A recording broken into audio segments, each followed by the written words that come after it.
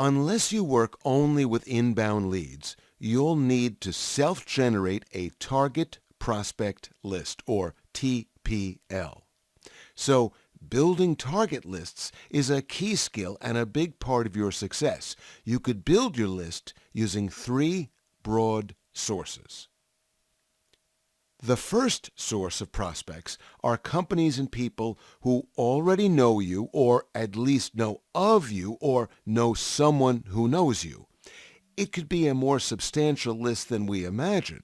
This source is not always an ideal fit for what you sell, but it can help you get started if you have just taken on a new role, or at worst, you could use some contacts to validate your message and your approach.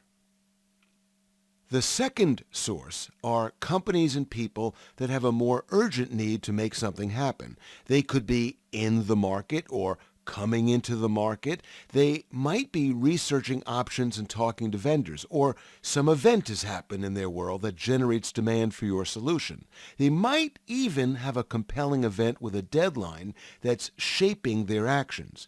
But you need to dig deeper to acquire the information to validate the urgency. This is not necessarily an easy list to build, but it's a critical list. The third source of target prospects are companies that fit your ideal profile but are not necessarily in active buying mode. They are the biggest market for most vendors. It just takes time to reach out, nurture the relationship, and secure the first deal. Fit can be based on demographics, for example, size, or their tendency to adopt. For example, high-growth companies tend to invest a lot in marketing services. Again, building a list based on fit takes time and research, but it's easier than finding companies with an urgent need. It can be very useful to adopt a labeling or tagging system to distinguish between the different prospect sources, because the speed of response will differ substantially between them. An A list could be for your known connections, the B list for your prospects where you've spotted a relevant trigger or event, and then your C list is the largest one.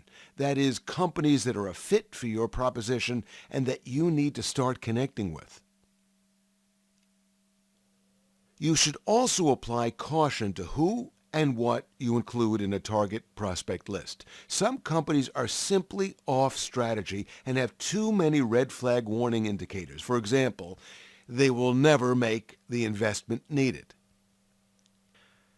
Check out the exercise accompanying this module. It will get you thinking about a systemic approach to building your list rather than chasing any lead.